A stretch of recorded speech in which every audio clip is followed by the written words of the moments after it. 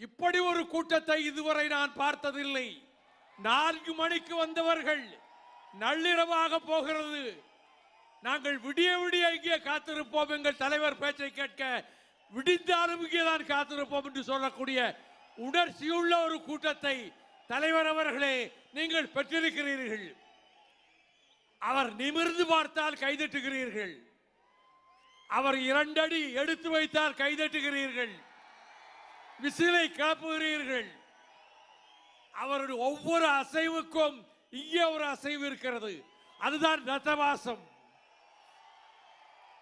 விடுதலை சிறுத்தைகள் ஒரு குடும்பம் என்று சொன்னாரே, அது உண்மை. இப்படிப்பட்ட வீர சகோதரர்களை பெற்றிருக்கக்கூடிய விடுதலை சிறுத்தைகளினுடைய தலைவர் தொல் திருமா அவர்கள் என்னை அழைத்து கொண்டு போய் சட்டக்கல்லூரியிலே பேச வைத்தார், பச்சையப்பன் கல்லூரியிலே பேச வைத்தார். இன்றைக்கு இந்தியா புறாவும் அடிந்த ஒரு தலித் தலைவராக தொல் திருமா இன்றைக்கு பரிணமித்து விட்டார். அது எவ்வளவு பெரிய பெருமை! அவருடைய உழைப்பு. அவரோடு சுற்றுப்பயணம் செய்கிற போது நள்ளிரவு ஆகிவிடும், நடுநிசி கடந்துவிடும். போய் தூங்கலாம் என்று அவர் அறைக்கு போனால் நீங்கள் என்ன செய்கிறீர்கள்? ஒரு 50 பேர் அவரை சுற்றி உட்கார்ந்து கொள்கிறீர்கள், ஒவ்வொரு கருத்தாக சொல்லுகிறீர்கள், அவரை நீங்கள் தூங்க விடுவதில்லை. நான் 1 மாத கால சுற்றுப்பயணத்திலே பார்த்தேன். நான் சொன்னேன், அவருடைய உடல் நலம் மிக மிக முக்கியம். இரவெல்லாம் அவர் அலைந்து விட்டு வருகிறார், பிறகும் அவர் தலைமாட்டிலே உட்கார்ந்து பேசிக் கொண்டிருக்கிறீர்கள். அவர் கண்டிக்க மாட்டார், வெளியே போ என்று சொல்ல மாட்டார். இப்படி ஒரு தலைவனை தமிழகம் இதுவரை கண்டதில்லை என்று சொல்லக்கூடிய அளவுக்கு குத்திட்டிகளின் ஓசை, குதிரைகளின் குளம்படி சத்தம், தேர் சக்கரங்கள் புரளுகின்ற ஒலி, களிறு என்று சொல்லப்படுகிற யானைகள் பிளிறுகின்ற சத்தம், இவையெல்லாம் கொண்டதுதான் போர்க்களம், யுத்தகளம். இந்த யுத்தகளம் 2000 ஆண்டுகளுக்கு முன்னாரே இங்கே திருச்சியிலே அமைந்தது. இந்த இடத்தை ஏன் தேர்ந்தெடுத்தார் என்று நான் எண்ணி பார்க்கிறேன். 2000 ஆண்டுகளுக்கு முன்னர், பிற்கால சோழர்களுக்கு முன்னர், கரிகால் பெருவளத்தான், ஆம் திருமாவளவன் இந்த சோழ நாட்டை ஆண்டு கொண்டிருந்த போது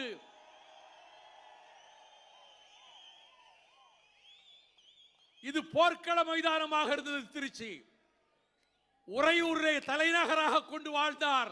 அந்த உறையூர் போர்க்களங்களினுடைய இடமாக இருந்தது. விரட்டி கொண்டு வந்த வேட்டை நாயை திரும்பி எதிர்த்து பார்த்தது குறுமுயல் என்று பாஞ்சாலங்குறிச்சியிலே கேள்விப்பட்டிருக்கிறேன். அதே போல ஒரு காட்சியை சிலப்பதிகாரத்தினுடைய புகார் காண்டத்தில் நாடுகாட்காதையில் சொல்லுகிறார். முரஞ்சவி வாரணம் முன்சமம் புரிக்கு புரஞ்சிறை வாரணம் புக்கனர் புகுந்தன. என்னவென்று கேட்டால், ஒரு யானை எல்லாவற்றையும் அழித்துக் கொண்டு வருகிறது. அப்போது ஒரு சேவல் கோழி பாய்ந்து சென்று கண்களிலே கொத்துகிறது, மூக்கிலே கொத்துகிறது. யானையால் தாக்குப்பிடிக்க முடியவில்லை, யானை ஓடுகிறது என்று சிலப்பதிகாரத்திலே சொல்லுகிறான். அந்த இடத்தை தேர்ந்தெடுத்து தான் உறையூரிலே அவன் முதல் போர்க்களத்தை அமைத்தான். அதே போலத்தான் இந்த வீரபூமியில் இந்த மாநாடு நடப்பது யானையை வீழ்த்தக்கூடிய சேவல் கோழி உலவிய பூமியிலே நீங்கள் இந்த மாநாட்டை நடத்துகின்றீர்கள். இங்குதான் கட்டபொம்மன் தூக்கிலிடப்பட்டதற்கு பிறகு, ஊமைத்துறை சிவகங்கைக்கு வந்ததற்கு பிறகு இங்கே மருதுபாண்டியர்களினுடைய பிரகடனம் ஒட்டப்பட்டது. எங்கே என்றால் இந்த கோட்டையில், மலைக்கோட்டையிலே 2 கோட்டைகள் இருந்தன. வெளிக்கோட்டை ஒன்று, உள்கோட்டை ஒன்று.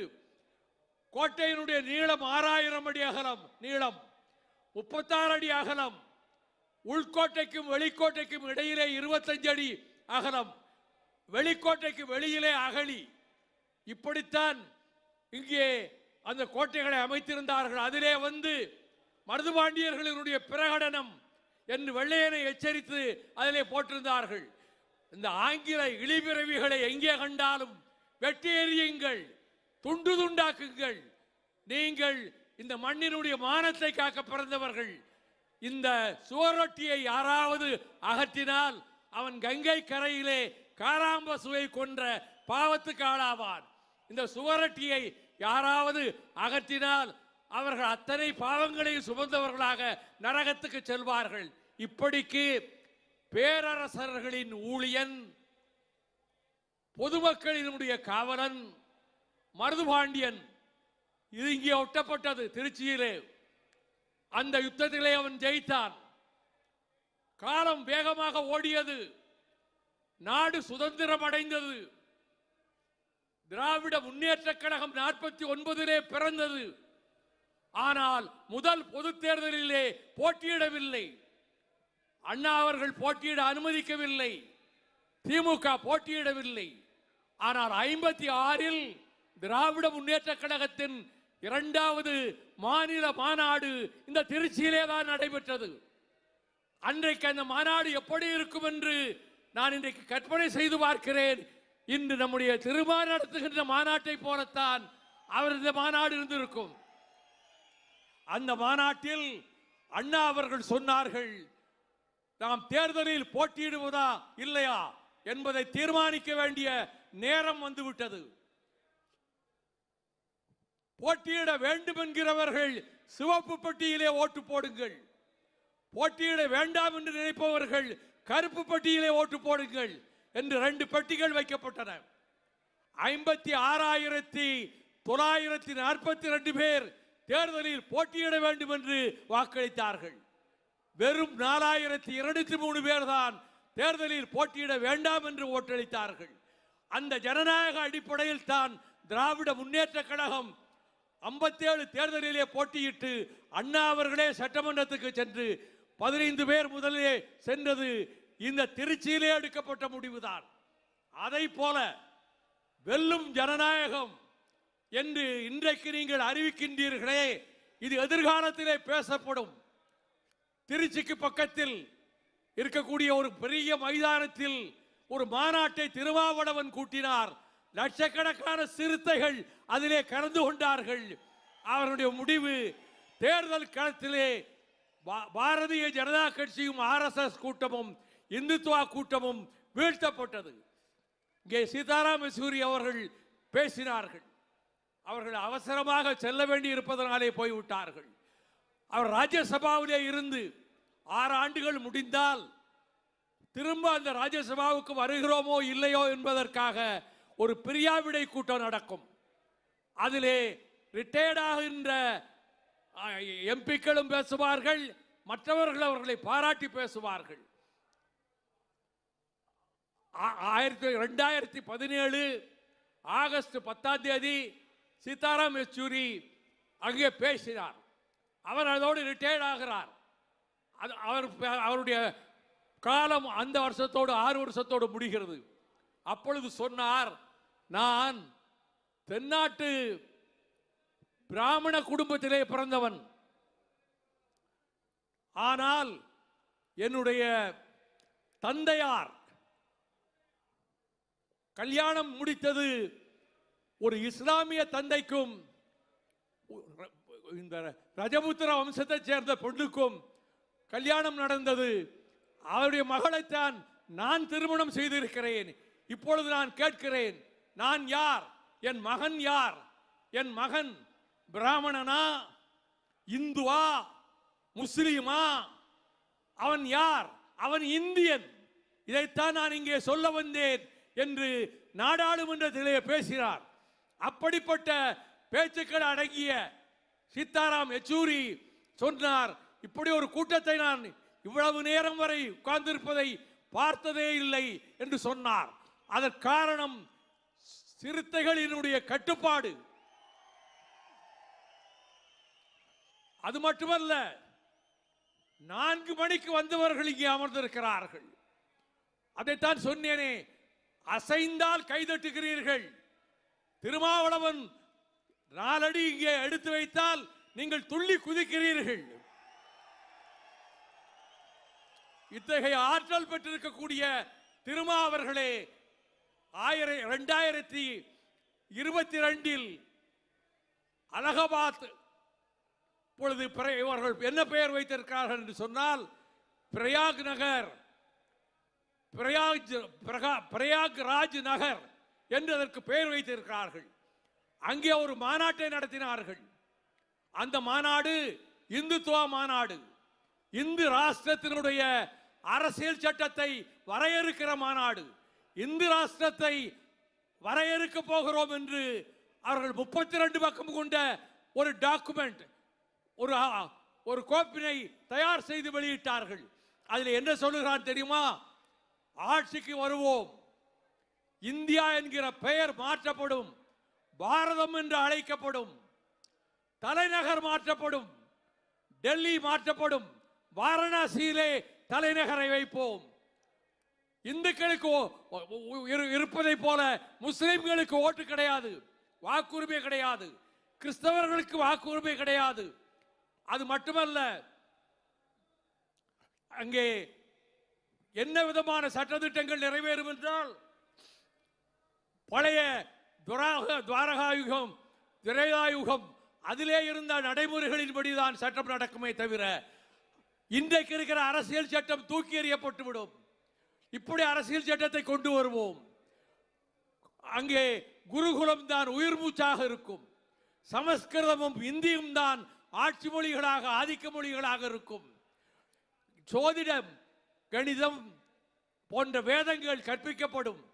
இது இந்த 2022ஆம் ஆண்டு, ஏறத்தாழ 1.5 ஆண்டு காலத்துக்கு முன்னர் 2022 பிப்ரவரி மாதத்தில் அலகாபாத் நகரிலே அதனுடைய பிரயாக்ராஜ் நகர் என்று பெயரை மாற்றி இதைத்தான் நாங்கள் கொண்டு வரப் போகிறோம் என்று சொல்லியிருக்கிறார்கள்.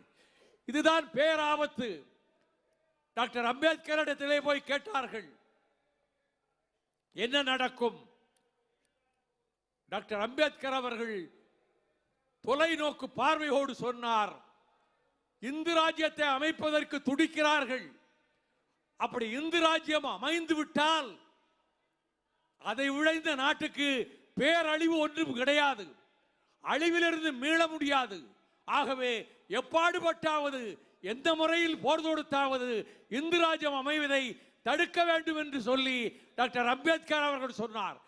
அம்பேத்கர் அவர்களே, உங்களுடைய கனவை நனவாக்குவதற்காகவே இங்கே சின்ன ஒரு கிராமத்திலே இருந்து புறப்பட்டு வந்து இன்றைக்கு இந்தியா பூராவிலும் அறிமுகமாக இருக்கக்கூடிய ஒரு தலைவராக, தனக்கு ஒரு குடும்பமே வேண்டாம், புத்தர் குடும்பத்தை துறந்துவிட்டு அரண்யத்துக்கு போனார். எனக்கு குடும்பமே வேண்டாம், என்னுடைய குடும்பம் என்பதே விடுதலை சிறுத்தைகளினுடைய குடும்பம் தான் என்று சொல்லிக்கொண்டு அவர் வாழ்க்கை நடத்துகிறார்.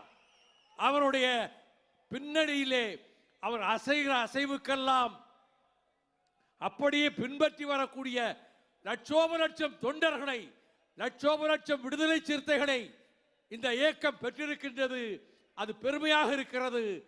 வரப்போகிற தேர்தலில் தமிழ்நாட்டிலும் புதுவையிலும் சேர்த்து 40க்கு 40 நம்முடைய அணி, இந்தியா அணி வெற்றி பெறும். பாரதிய ஜனதா கட்சி துடை தெரியப்படும். அவர்கள் இங்கே வந்து வாலாட்டலாம் என்று நினைக்கிறார்கள். எத்தனை அண்ணாமலைகள் வந்தாலும் இங்கே எதுவும் செய்ய முடியாது. அதே போல அகில இந்தியாவிலும் இந்த நாசிச கூட்டம், பாசிச கூட்டம், இந்த எதேச்சாதிகார கூட்டம் தோற்கடிக்கப்பட வேண்டும், வீழ்த்தப்பட வேண்டும். இங்கே வந்திருக்கிறவர்கள் எல்லோரும் இளைஞர்கள், அரும்புமீசைக்காரர்கள், வயது முதிர்ந்தவர்கள் ஒருவர் இருவர் என்னை போல இருக்கலாமே தவிர எல்லோரும் இளங்கூட்டம், இளைஞர்களின் கூட்டம். ஓடுகிற பாம்பை அப்படியே தலையை பிடித்து தூக்கக்கூடிய ஆற்றல் பெற்ற விடுதலை சிறுத்தைகள். நச்சு பாம்பு வந்தாலும் அதற்கு அஞ்சாமல் கரங்கொண்டு அந்த கழுத்தை பிடிக்கக்கூடிய விடுதலை சிறுத்தைகள் இங்கே வந்திருக்கிறார்கள். இந்த மாநாடு மிகப்பெரிய வெற்றியை பெற்றுவிட்டது. ராத்திரி 12 மணி வரையிலே விடுதலை சிறுத்தைகளின் தலைவர் தொல் திருமா அவர்கள் பேசினார்கள். அதை கேட்டுக்கொண்டிருந்தார்கள் என்று. நான் என் பேச்சை இதோடு முடிப்பதற்கு காரணமே, நீங்கள் 6 மணி நேரத்துக்கு மேலாக உட்கார்ந்திருக்கிறீர்கள். இனி அவர் வேறு பேச வேண்டும். இந்த நேரத்தில் நான் பேசுவது முறையல்ல என்பதனால் ஜெயிக்கட்டும் நம்முடைய ஜனநாயகம், இந்தியா வெல்லட்டும். வெல்லும் ஜனநாயகம். ஜனநாயகம் என்றைக்கும் அழிந்ததில்லை, அது காப்பாற்றப்படும் உங்களை போன்ற வீரர்களால். வெல்லட்டும் ஜனநாயகம், வெல்லும் ஜனநாயகம்.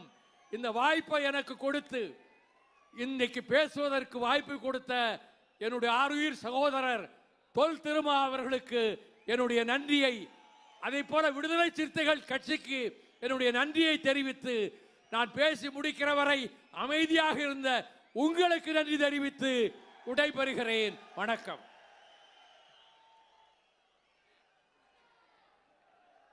கர்ஜனை செய்ய சிங்கம் வருகிறது என்று அழைத்தேன். அதில் ஒரு சிறிய திருத்தம்.